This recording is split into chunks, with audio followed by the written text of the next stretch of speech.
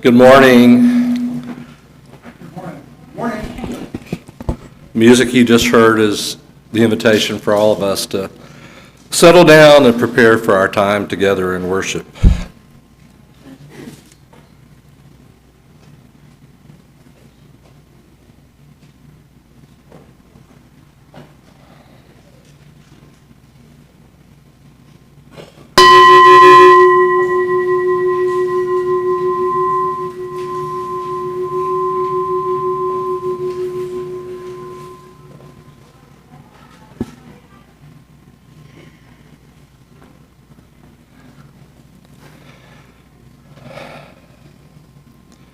Please know that whoever you are, wherever you are from, whomever you love, wherever you are on life's journey, you are welcome here. Good morning. Welcome to San Gabriel Unitarian Universalist Fellowship. Whether you are here in the sanctuary or watching from home, whether you are with us for the first time or the 1,000th, we are glad you are here. My name is Jeff Nobles. My pronouns are he, him, and I'm honored to be the lay leader here this morning. I think I have something in common with everyone here in that I'm living in and have lived through a lot of cultural change and cultural failure in my life. In my case, I was very fortunate. I had an exceptional mother. I grew up in the 60s in the Deep South, but my mother was a divorced woman, which made her exceptional. And she also, in the late 60s, was a Hubert Humphrey supporter, an integrationist, rather than a George Wallace supporter, a segregationist, which made her really exceptional. I benefited from that. Today, Eric is going to talk about orphan wisdom, which Wikipedia tells me is about our cultural failures and ways we can find deep wisdom in the face of that. And I'm very grateful to be here for those words today. San Gabriel is a member congregation of the Unitarian Universalist Association. We are a movement working for a just, peaceful, and sustainable world. Sustaining each other here in community is one part of that work.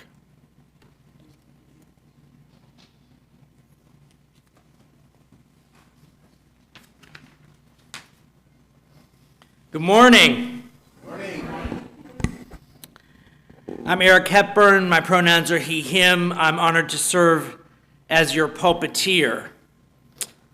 To follow up on what Jeff said about today's sermon topic, orphan wisdom, partially through the generosity of this place and you all, and partially through the workings of spirit, happenstance, and luck, I had the opportunity to study this summer at the Orphan Wisdom School near Golden Lake in Ontario. And so today is the first, that was 30 days ago-ish. It was 1 month ago. And so today will be the first of several sermons over the next year that will try and plunge the depths of what I brought back home from that experience. Please join me in reciting the words to light our chalice. We light this flame to remind us love is the center. As we grow and connect, mature and deepen, love remains the center. When the light of truth burns all else away, love remains.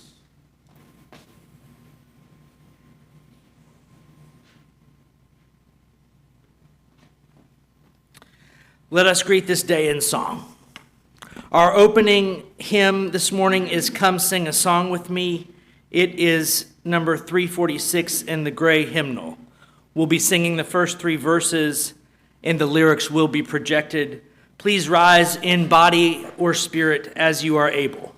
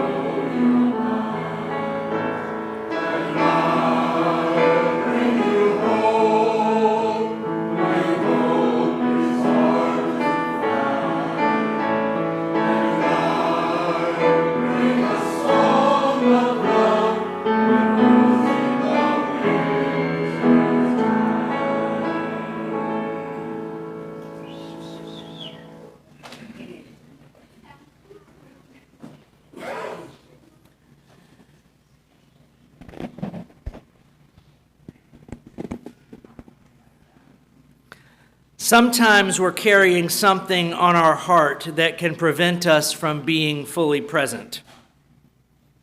Here in this community, our sharing of these things with one another is medicine, is a source of our healing. And like all good medicine, it must be concentrated and potent. So in your sharing, aim at 2 strong sentences.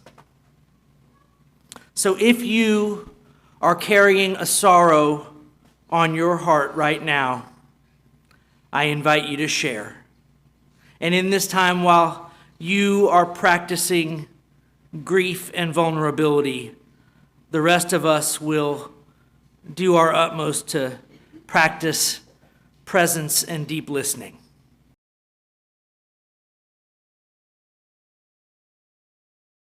Thank you for sharing, and for all the joys that remain unspoken. We join you in thanks and praise. It's time for the Wonder Box. Yes, Mr. Hepburn, I'm looking at you. Will you please deliver the Wonder Box? All right, there is a clue. There's an object in the Wonder Box. The object is one clue. We're guessing a word. Remember, if you're not curious, you're just refusing to play. Thank you, sir. All right, so the written clue this week is, it is created when parallel lines intersect. Never. An error? Never. Ooh, that's a good one. I like that guess. Infinity is a wonderful guess. All right, let's see what's in the Wonder Box. Let's see if this will triangulate our position a little bit here. We have a mirror.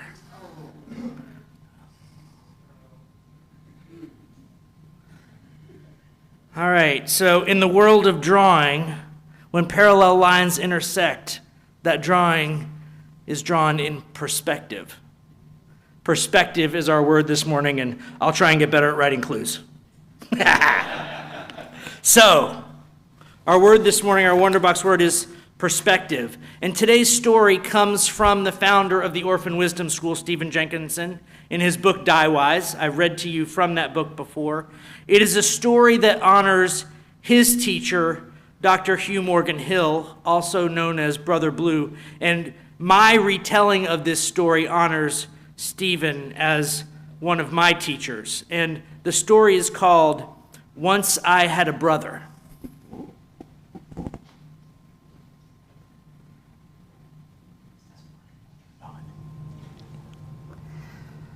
So this is Stephen speaking about Brother Blue. His best stories for me were those that grew like steady oaks out of his own early years. He had one called Once I Had a Brother.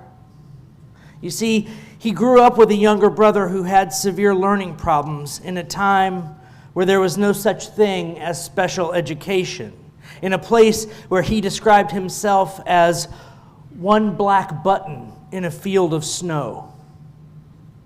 A kid's limitations and differences are lightning rods for childhood cruelty. And Blue's story tells impossible to bear scenes of playground taunting and humiliation. So Blue was his brother's keeper in those days.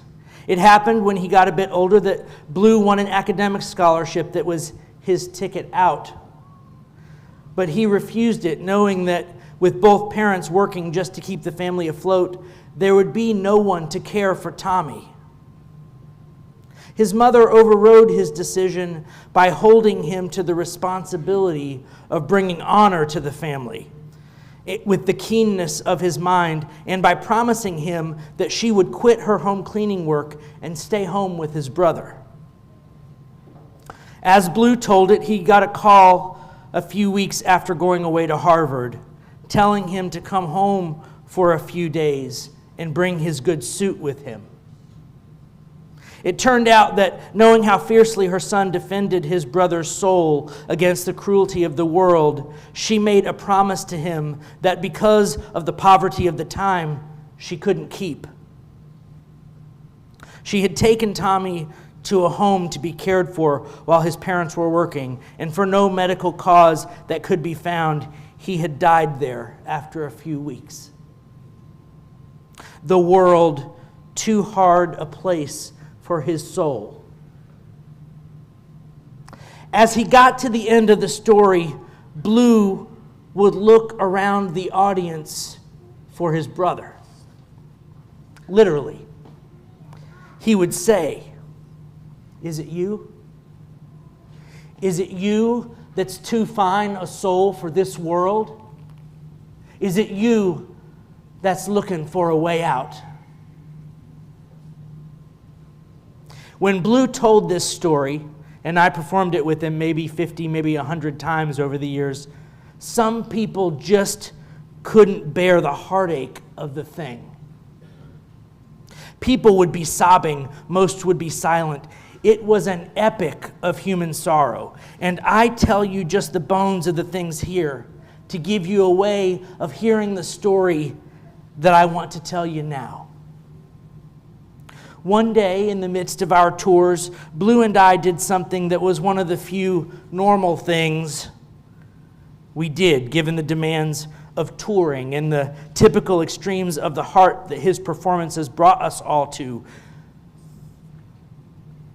We went to a matinee movie. As it happened, The Elephant Man was playing. It was a black and white story set in Victorian England based on the life of John Merrick, a man so disfigured by a congenital affliction that he ended up a circus freak.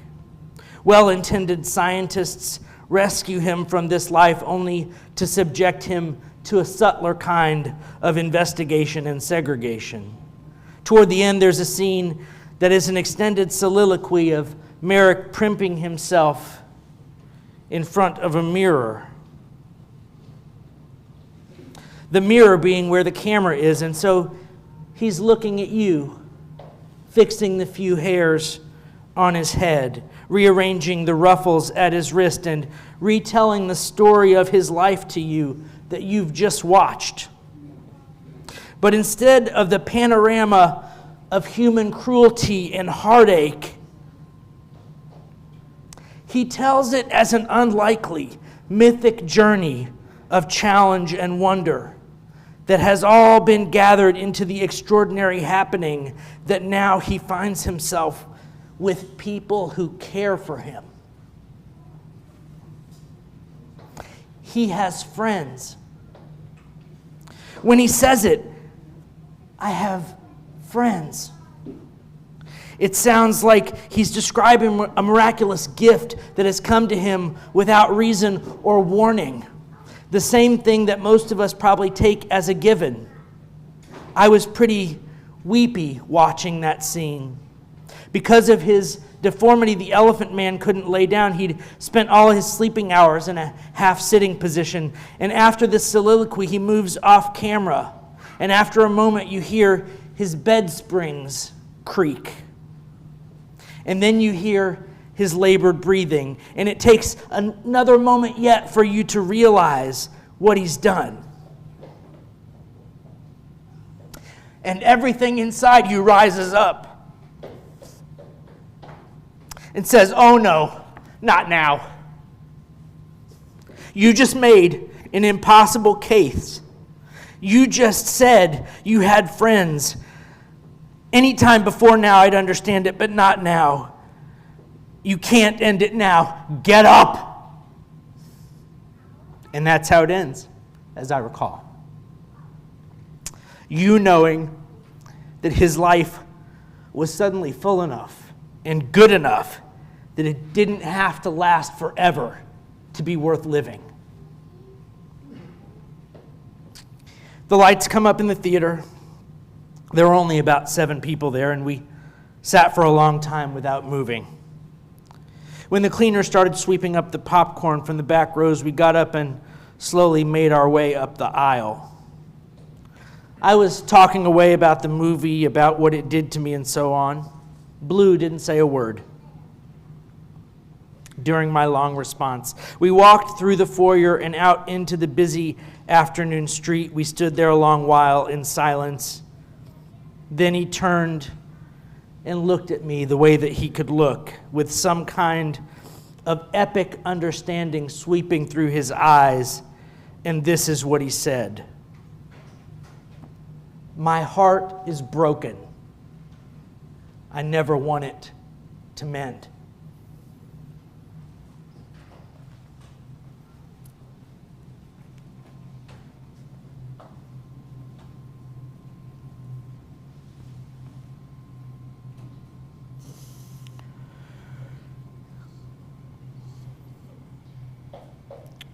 All children and youth wishing to go to their groups are welcome to exit. Everyone else, will you please join me in singing them out?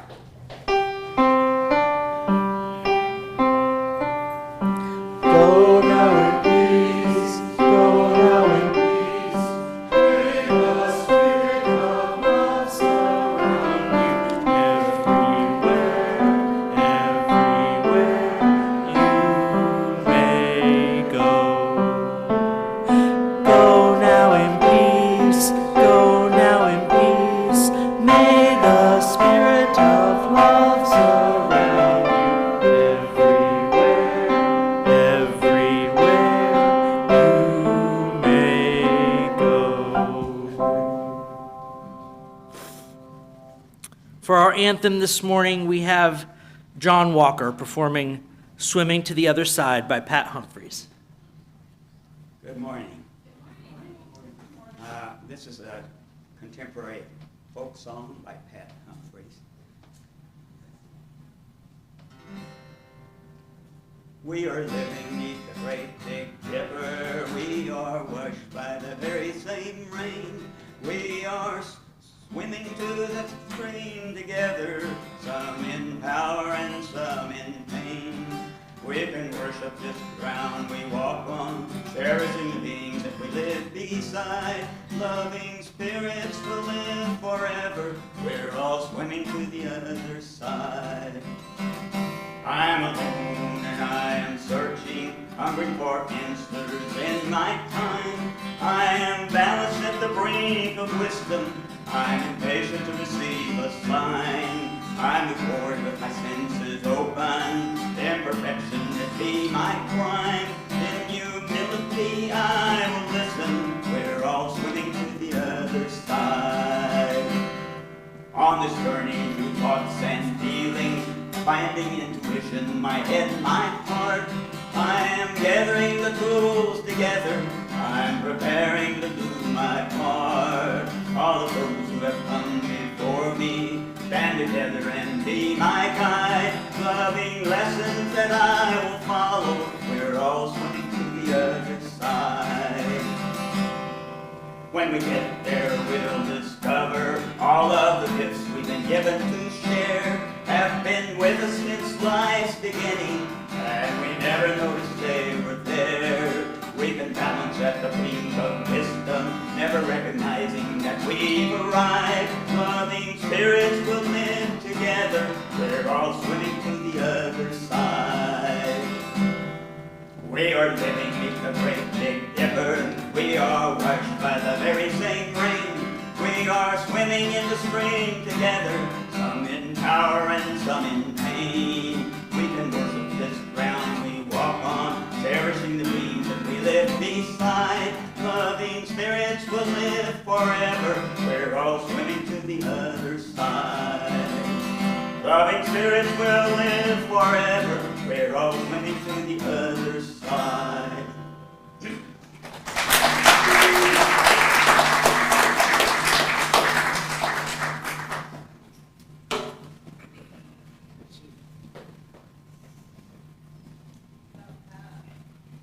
Thank you, John. Me and microphones.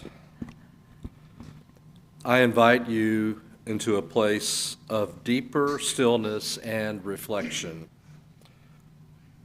Today's reading also comes from Die Wise by Stephen Jenkinson. It's the paragraph that follows the Once I Had a Brother story that Eric just read, the story that ends with, "My heart is broken, I never want it to mend." I carried those two sentences around for years without understanding a word. It came to me slowly that this was more than him talking about the movie or about how he felt. This was a prayer. Blue was praying for a broken heart. I have never heard anyone do that, not before and not since. Most everyone prays for their heart to mend, to get on with their lives, to have no broken heart at all, a grief-free or grief-contained life. He was praying for what almost no one else wants. He knew so many fast things about human life, about how we are in the face of mayhem and sorrow. He taught me well, and I've seen it hundreds of times in my work in the death trade, how so many of us believe in amnesia, how getting over hard things is so much like forgetting them. He knew, probably he knew this from a young age, that remembering means gathering back together again something that was once whole and has been scattered, and that the human heart was built to break. And that feeling that heartbreak each time is remembering again the deep things of life that need remembering. He knew that heartbreak is something like the orphaned or disowned sibling of love. So he was willing to know sorrow, that older brother of love, and he prayed for it so that no passage of time would heal over his memory and his ability to love how life is. He was my first teacher and still the most able in the skill of broken-heartedness.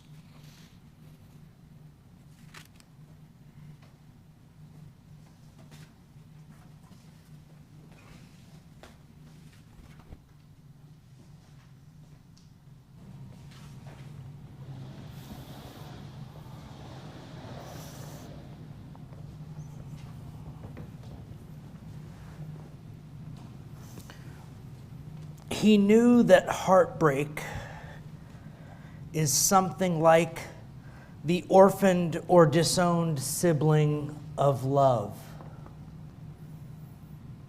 So he was willing to know sorrow, that older brother of love, and he prayed for it, so that no passage of time would heal over his memory and his ability to love how life is.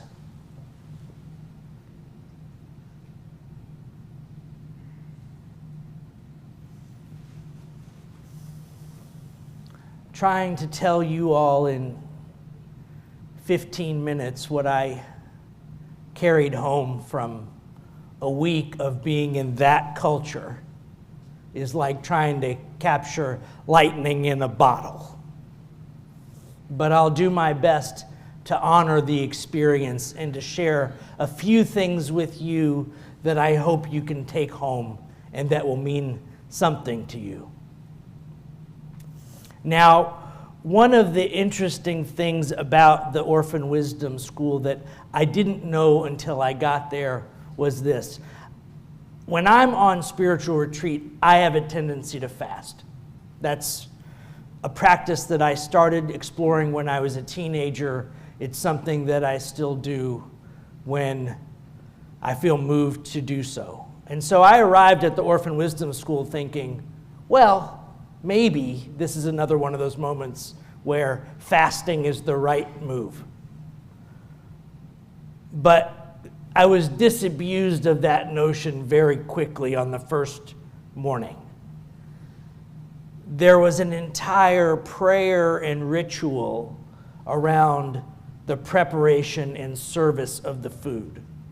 For those of us who were there as students of the school, there was, which was about 90 of us, there was also a contingent of 12 to 18 people, and their week was lovingly turning the products of the land and the products of nature into blessings for our tongues and blessings for our bellies and blessings of love and caring for our spirits.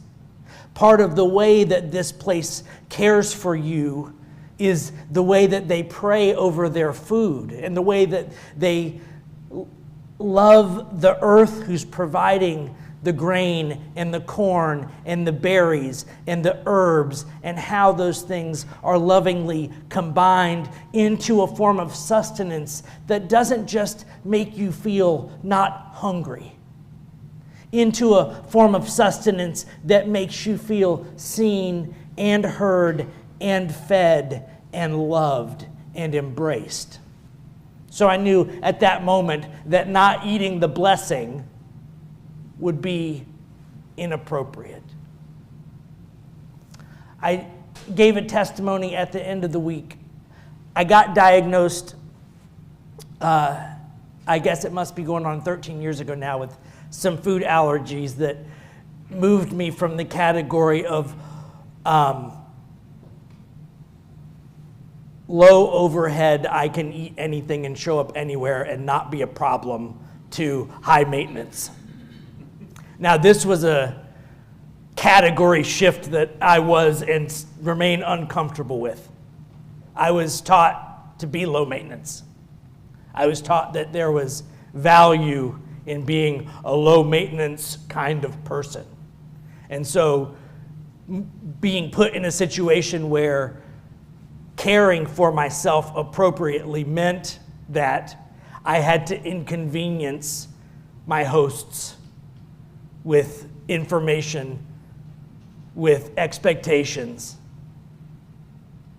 Just really uncomfortable for me.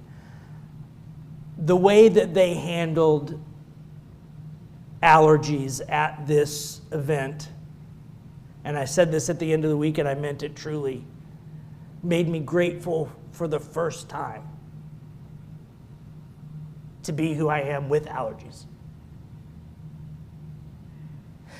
It wasn't treated like an inconvenience for them.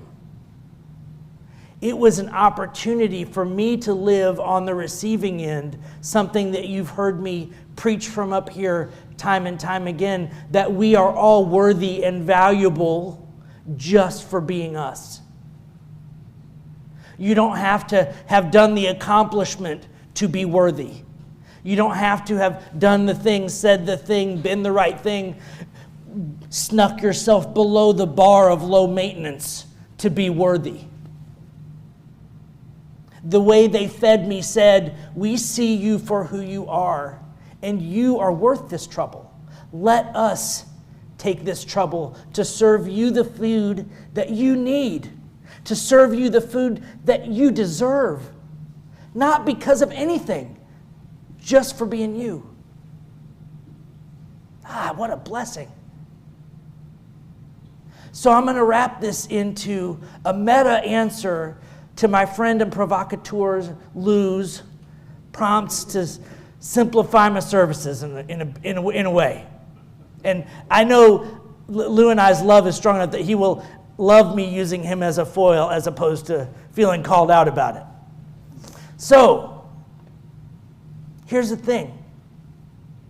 There's a whole bunch of you. And I'm trying to run a spiritual kitchen. And sometimes the thing that I'm thinking of as the main dish, I know some of y'all aren't ready to digest that thing. It's not a shame thing. It's not a guilt thing. It's not a, you're not far enough, you're too far. What do we say? We say it. Let me say it again. We got to mean it, right? Like we have to find a way to practice it. Whoever you are, wherever you are from, whomever you love, wherever you are on life's journey, you are welcome here. And I'm the chef of this spiritual kitchen. And I love it. And it means that I'm not just going to put out one dish and hope it works for you. I am going to continue to preach multi-threaded things. But here's what I want you to know. I don't preach those things because I need you to eat the whole ball of yarn. I don't need that from you. I eat that so that there is at least one dish on the table that you can find nourishing. It's okay if you can't absorb the whole thing. If I sit up here and I lose you for 5 minutes and then I get you back for 5 minutes, that's neither a cause for shame for you or for me, nor is it some kind of missed opportunity. This illusion that we have to fire on 99% cylinders all the time is not part of our truth. It's part of our toxicity. Do you hear what I'm saying? This idea that every moment not spent achieving is a missed opportunity in some way that we should lament or regret isn't part of the beautiful world we're trying to build with and for each other or for those lovely children who we just sang out to classes. It is not part of that world we're trying to produce for them. It is one of the things we are trying to heal so that they don't have to learn at the age of 50 that they're worth being fed in a way that works for them. You feel me? All right, so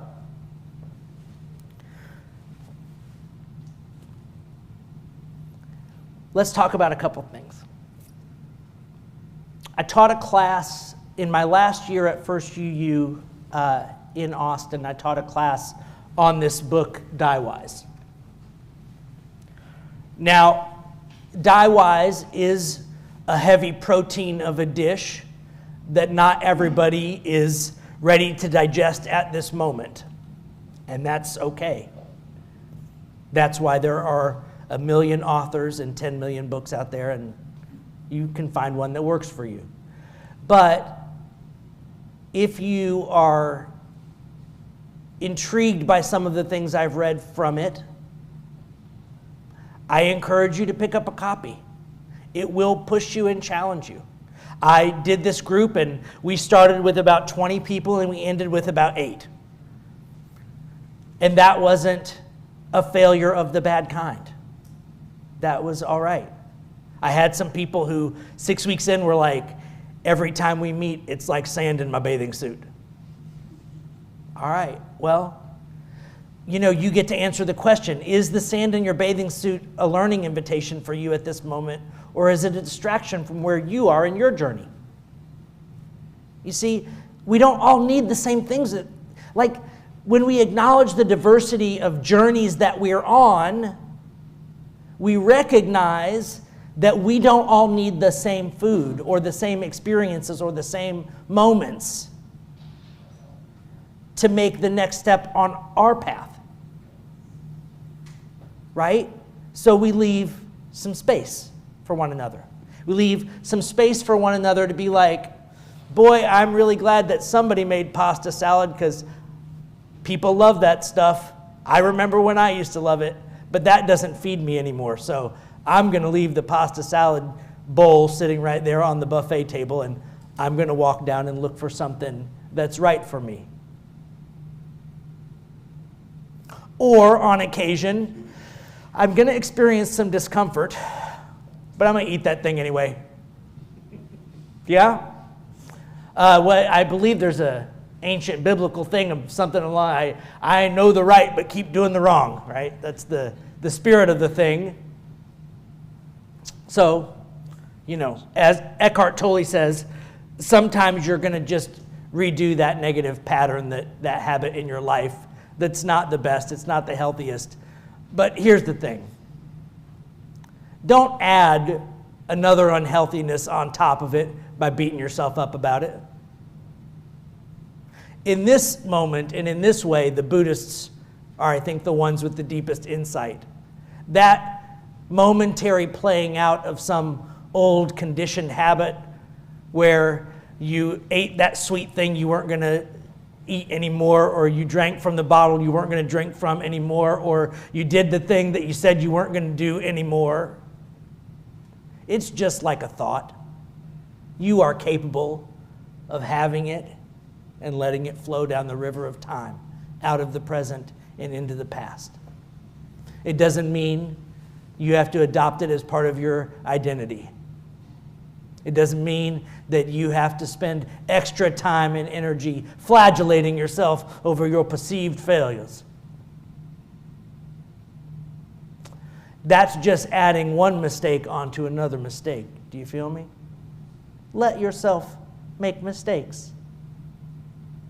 Invite yourself to learn from those mistakes. That's what life is inviting you to in that moment. You thought you had that thing licked. That's an interesting thought. I had that thing licked. So are you telling me you really thought that you had achieved ultimate, lasting, and sustained victory over the vicissitudes of life? Really? Man, that would be something. I haven't met any people who I think can rightly claim that achievement. The ones who are the most spiritually mature and the most honest are like, oh no, every day. Every day I find 1 foot off of the narrow path and I have to find my way again back to it. Every day I find my mind wandering to thoughts that aren't worthy. And I have to allow my self-compassion and my wisdom and my spirit-centeredness to draw my attention and my energy and my focus back to the narrow path. You see, one of the things that we've done to each other in this culture is we have sown the seeds of self-mistrust so deeply that many of us do not believe in our own capacity for discernment. Our own capacity to notice when our foot has wandered off the narrow path and onto some path that is more like a red herring.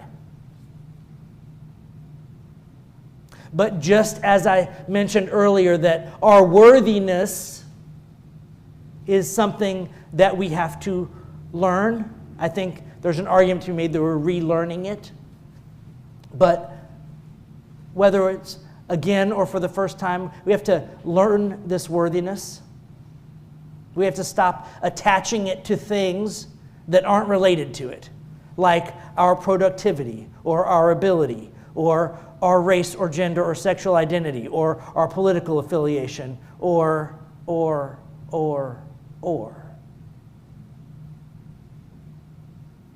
what club we belong to, even if that club is a church.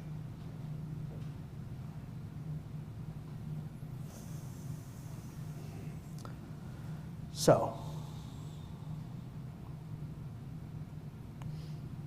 this worthiness thing and this struggle to figure out whether or not what we're trying to build is a reclamation of something that we had in the past that we're trying to get back, or whether, as I suggested last week, it is, in Brene Brown's term, an FFT, an effing first time.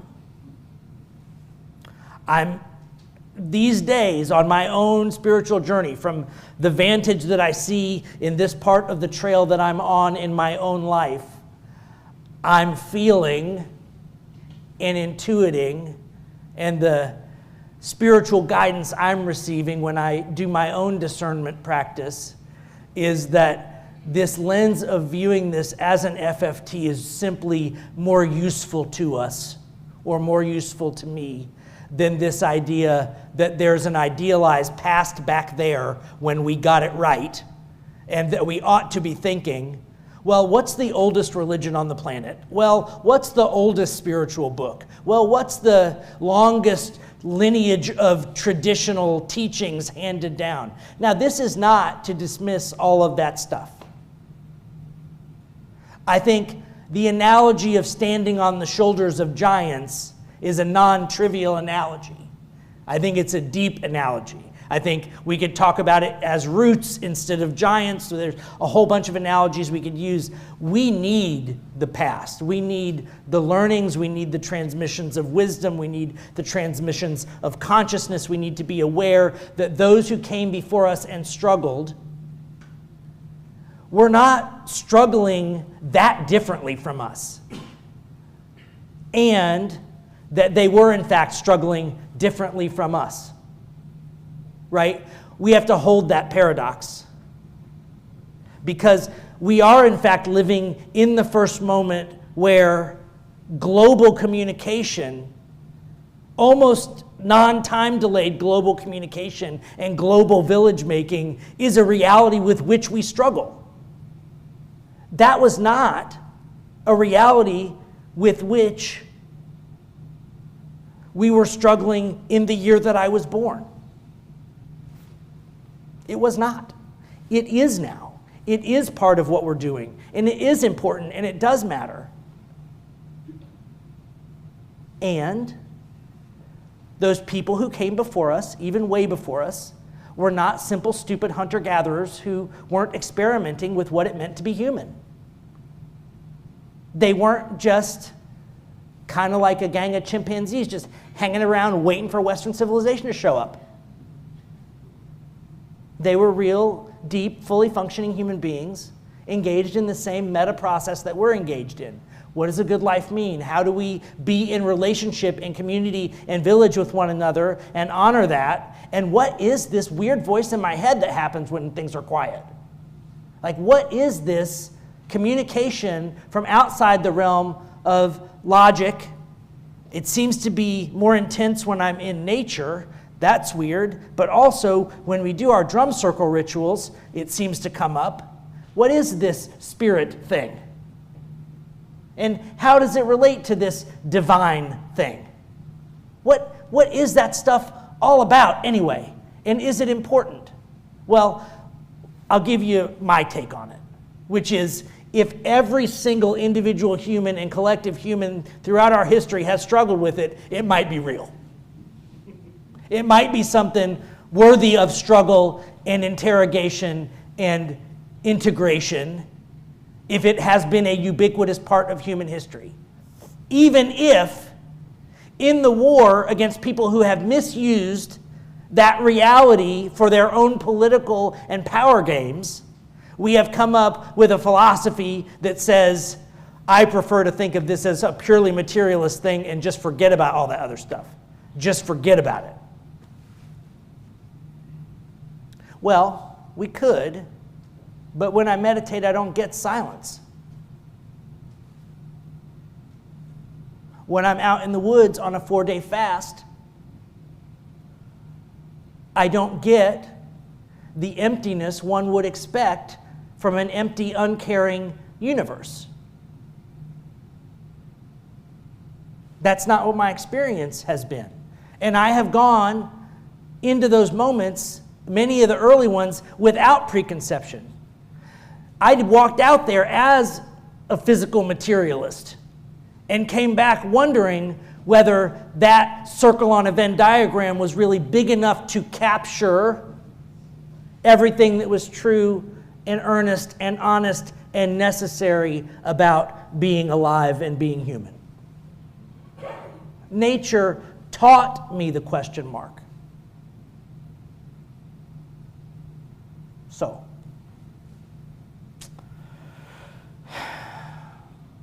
deep ponderings, better questions, I hope, than answers. I hope that there was something on the table today that nourished you.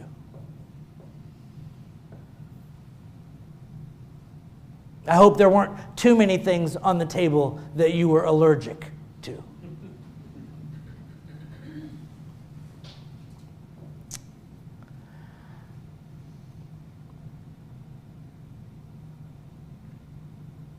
I want to wrap this up. So, also thanks to your generosity, I started my doctoral program last week and had my first class. And one of the things that came up in that class is deeply related to Stephen's work and also to this idea about whether we're doing this for the first time or we're trying to recapture something that we lost. And what I admitted as I was trying to come up with a 1 or 2 minute way of summarizing my own worldview and how my political ideology and spiritual ideology intersect was this idea of this deep anti-colonialism, that something about this moment that we're in right now is trying to help us heal something that's very old and has been with us a long time and is not serving us.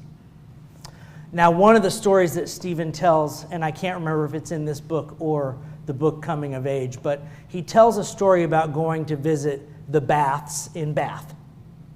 So in the UK, he's going to visit the baths. And if you don't know the story of the baths, the outline of it goes something like this. So the baths were a sacred place of druidic rites for the native indigenous people of the British Isles before the Romans came. And when the Romans came, the Romans were, in some important ways, the first practitioners of genocide and cultural erasure. They wanted to kill the local deities and replace them with their own, or at least subjugate the local deities to the Roman ones. And what's so fascinating is, you know, if you 23andMe everybody in the region, there's not a lot of Roman blood there. Like, this wasn't the story.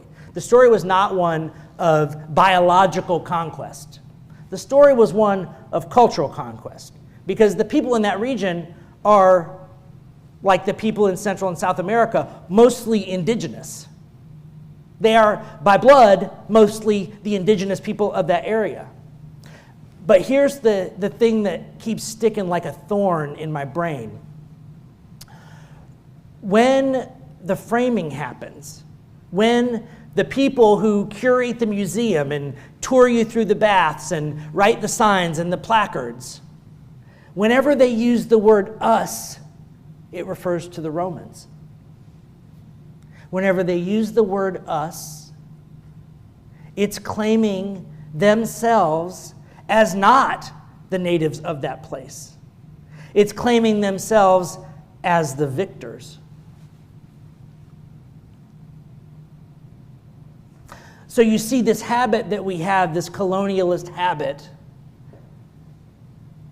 of cultural erasure, this colonial habit of not honoring all that came before, of trying to wipe it out because you think that the idea in your head is better than the reality of the history.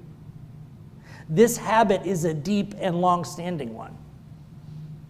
And when we look back, I think, more earnestly and honestly at that history of conquest, and we see within that history this idea of gentry, this idea of kings and emperors and people who are entitled to live off the spoils of others, we begin to see the roots of dehumanization that we live in today and find difficulty escaping. We begin to see the roots of privilege.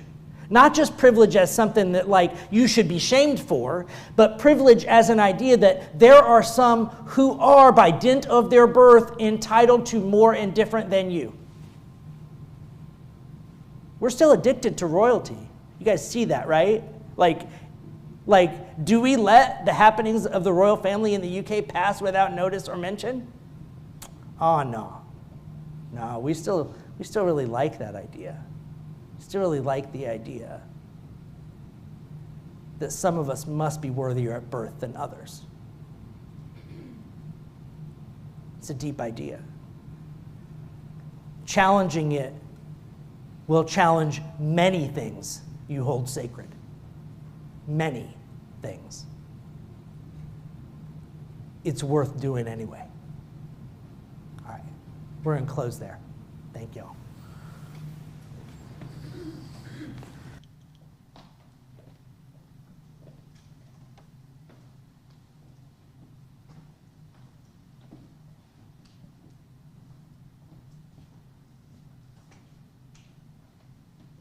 Take an offering each week to sustain this spiritual home and to support the work of our fellowship.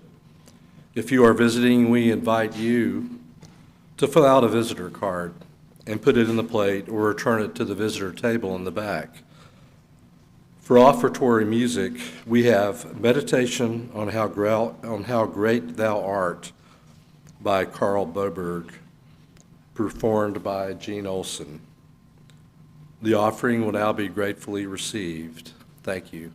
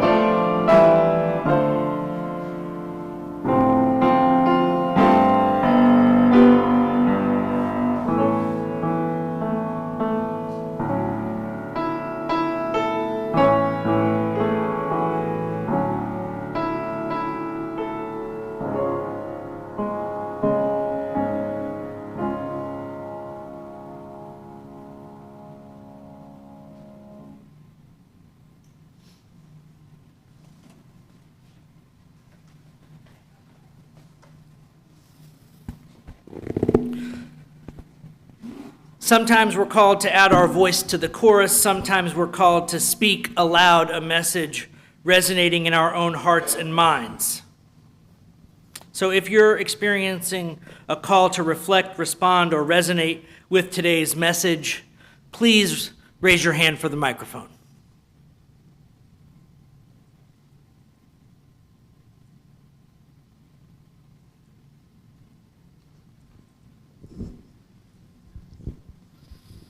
I can't help but ask, why is it the Orphan School of Wisdom? I saw that up on the screen. Yeah, no, that is a great question, and I will try and give that due justice in a future sermon. But the idea is, I'll try and wrap it up into 2 sentences like I ask y'all to do. What is Orphan about modern contemporary North American culture from Stephen's perspective is that, as I suggested with the bath story, we're disconnected from our own indigenous roots. So that's one way in which we're orphaned. Another way in which we're orphaned is that we have a national cultural narrative about North American settling that's not honest. We were mostly refugees, and we don't tell ourselves a refugee story. It's a story that is about, well, we came searching for new blah, blah, blah, but not a story of we were fleeing from awful blah, blah, blah.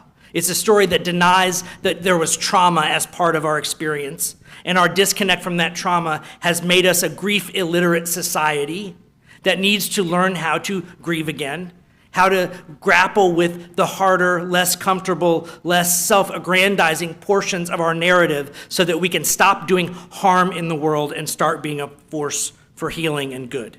That's the short version. Thank you, Joe. Good question. Anyone else have thoughts they'd like to share? You don't have to agree with me. I still want to hear from you.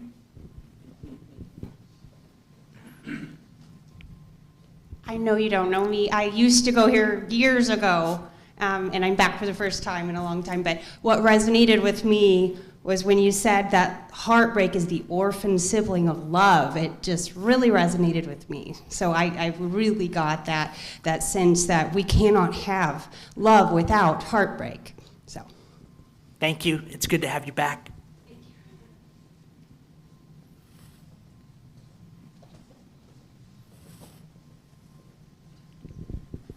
Hi, Gilbert Douglas. I agree with a whole lot you said, and I'm not disagreeing, but I and some of my friends that I know from here still have a political and spiritual conflict issue. And my question to you is how to deal with it. The reason being that some of the things in the political, some of the beliefs of people that I don't agree with are so far dangerous and offensive, like racism, fascism, and other things, that I cannot tolerate it. So the question is, what do you do about being kind to everybody?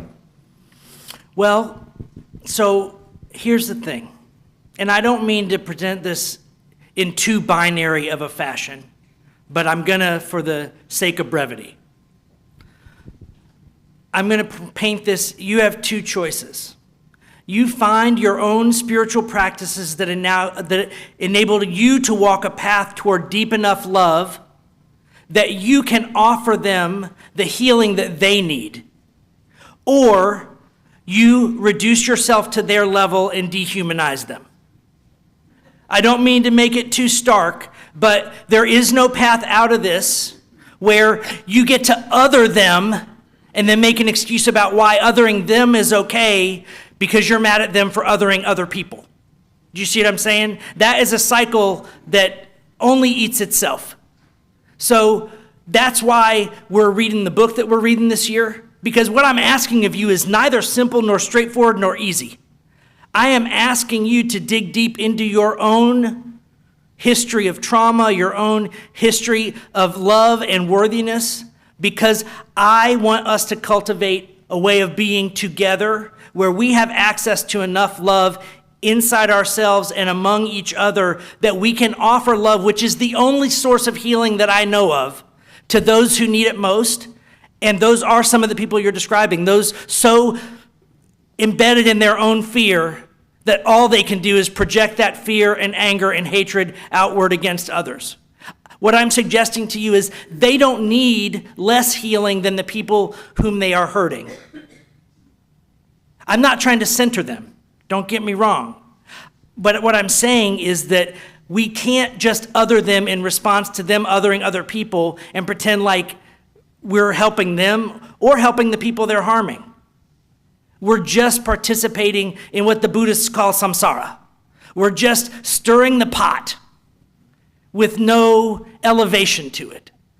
I don't think that Dr. King was wrong when he said that love is the only hope. Love is the only medicine that might heal those people. And as we talked about in the story 2 weeks ago, the story from the boy who was raised by a dog, some of us have been so damaged so badly so early in life that like full spiritual maturation might not be an option. And we have to ask hard questions about how do we allow those people, how do we kindly invite those people to be in the world with us without demonizing them, and while finding social ways to contain their toxicity so that it's not a pollution in the whole ecosystem of our human relationships. And that itself is a non-trivial question. Me being able to state the question to you in one sentence does not mean that it doesn't require eons and book-length treatises to even start to live into an answer. I'm not trying to decomplexify that which is intensely complex, but I am trying to essentialize a few things. Love is essential. Yeah.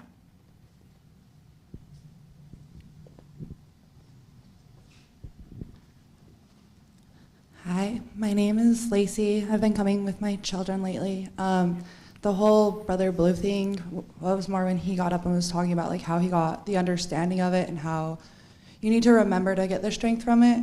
And it brought up like dissociative amnesia, how that's how some people find strength to get through their traumas. And is that really strength? Are we discrediting, or does that discredit what they find as strength or something like that? And then the whole idea of the colonization brings up for me the feelings of Hawaii. We view it as part of our country, but Hawaii themselves feels very differently about this, and they find that they still have their government in place, and they find it a very treacherous thing. And just even when we look at our own ancestry, or at least in mine, I have relatives who regularly put different places they were from, because even as a refugee, they weren't proud of where they were from or didn't want to say where they were from. And a lot of times it's family history and stuff you're going through, because on like the government things, they wouldn't say where they were from. They didn't want to admit that that was where their refugees were from, and it's very confusing in that way. And just what he was saying, I think that I went through an experience where I was with a group of people and we were doing a book club, and we were reading a book. It's by the author who wrote The Boy with the Striped Pajamas. I don't do names very well. But the idea is that it's another book he writes, and it's a fiction story, but the main character is gay. And he comes, I think, from Ireland, where it wasn't as openly accepted as it was in America at the time, even though it really wasn't that as accepted. But these women couldn't understand why he was unable to be truthful about being gay. They didn't understand that this was a life or death choice for him, that even with those he wanted to trust, he couldn't be open because that could be death for him. And they just thought it was so wrong that he continued to hide who he was. Even after he comes to America and gets a partner, and they're on the street and his partner gets beat to death, they're still like, why couldn't he be open about this? Why couldn't he just be proud of who he was? Why did he lie to everybody? They just viewed it as a lie. Like, it was just a lie. He lied to everybody. And for me, it really opened my eyes that sometimes people have just thrived. And some of us came from a life of surviving. And those that thrived, their perspective is so different than when you came from surviving. Like, there's a different perspective, and they haven't had the life experiences to see that. They really are stuck in their idea of perspective and reality and what it is. And for some of us, it's really different. Our tools to manage are really different.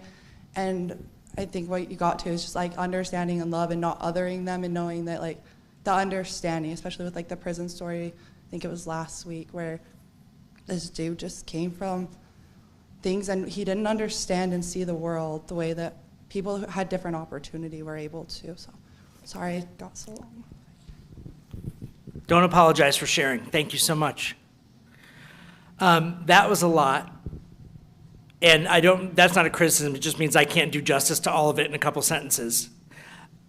But let's get clear just about the first thing that you put out there, which is shaming each other for whatever processes we learned at whatever moment in life that enabled us to adapt, even if it was dissociative amnesia.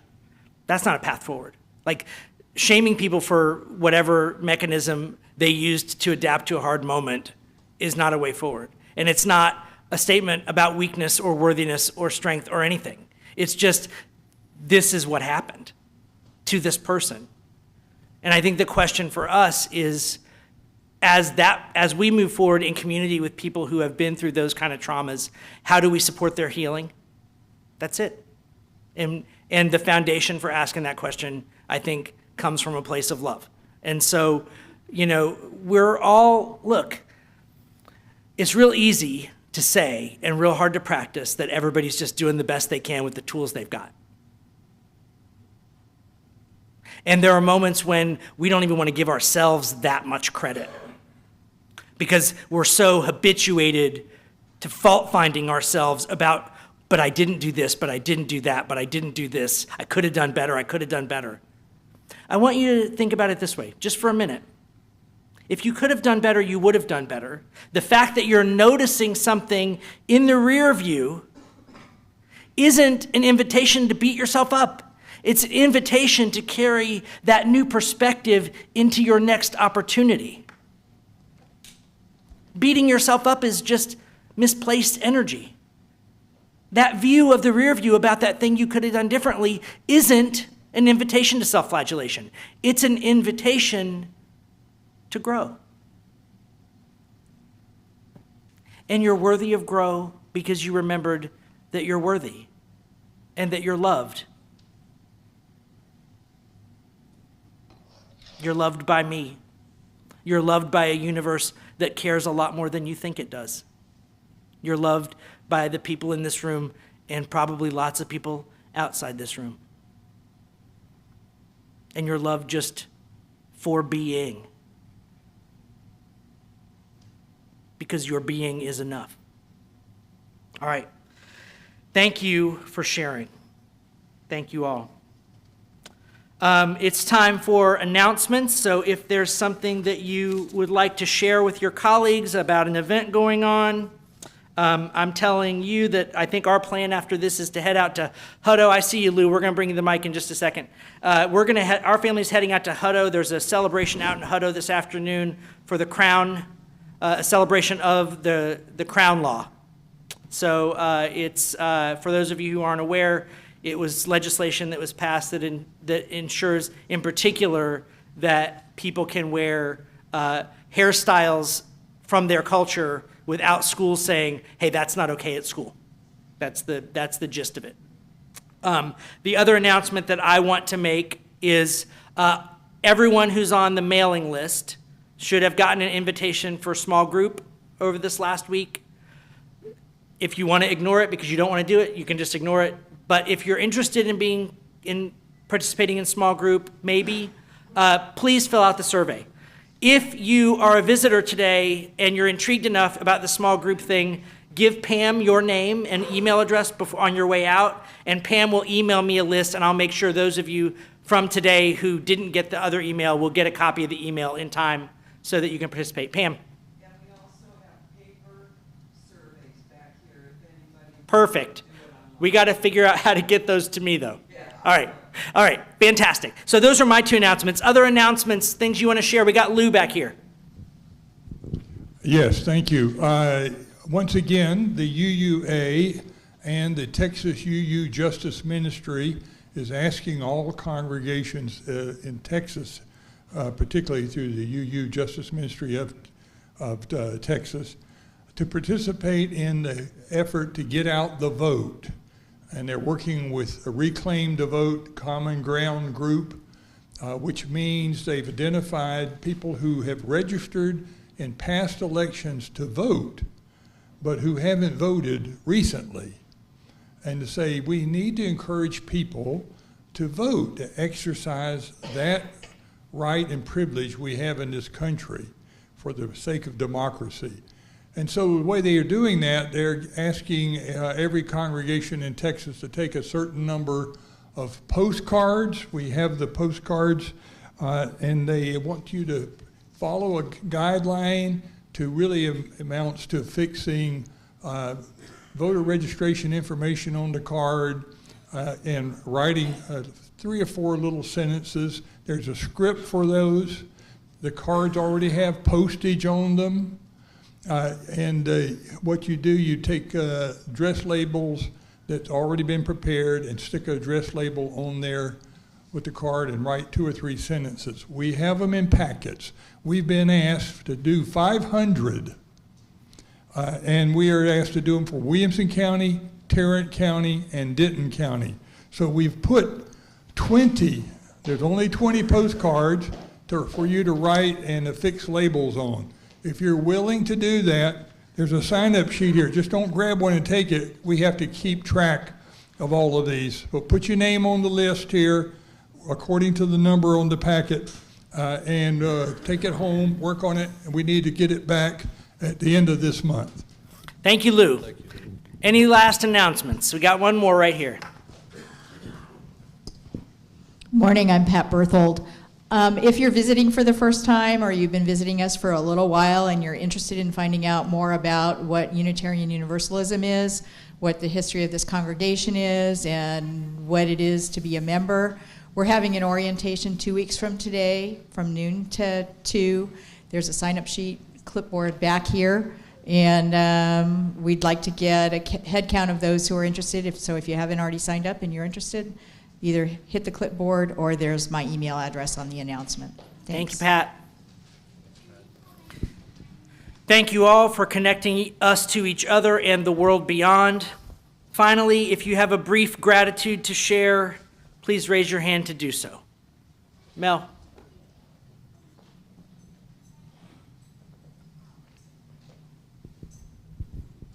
Hey everybody, I would like to take a moment and just say thank you to the members that showed up on Thursday for our first music group meeting and those that have reached out to me as well that are saying that they want to be participate in the music group. We are looking forward to doing our first performance for the congregation sometime in the middle of October. So it is, we had a really good number of people show up. And if you're still interested and you have not contacted me, please either fill in the sign-up sheet in the back or catch me after service and we'll get you on the list. Thank you. All right, any other gratitudes this morning? All right, then, for all this and more, we are deeply grateful. Our last hymn for today is We'll Build a Land, number 121 in the gray hymnal. We will be singing Siblings and Others in place of Sisters and Brothers. If you're following along in the hymnals, the lyrics will be projected.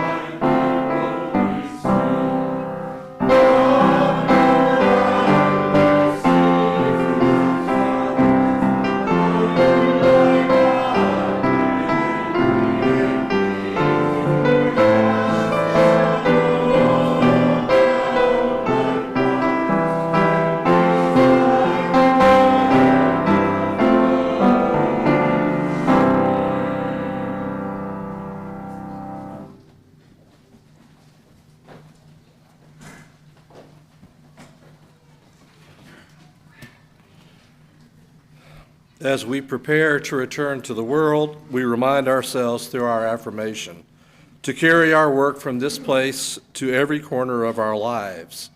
Please join me in the call and response. The doctrine of this church is love. The quest of truth is its sacrament. Service is its prayer. To dwell together in peace. To seek knowledge in freedom. To serve humanity in fellowship. To the end that all souls shall grow in harmony with the divine. Thus do we covenant with one another.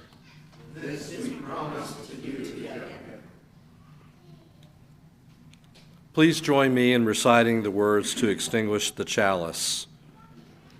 We extinguish this flame to remind us love is the center. As we prepare and rest, engage and heal, love remains the center. When all we can see is cold ashes, love remains.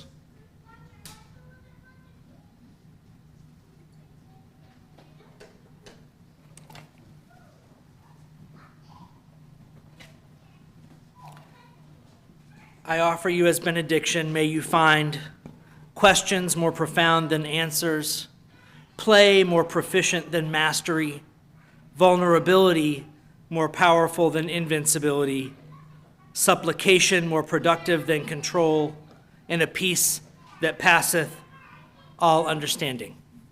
Go in peace.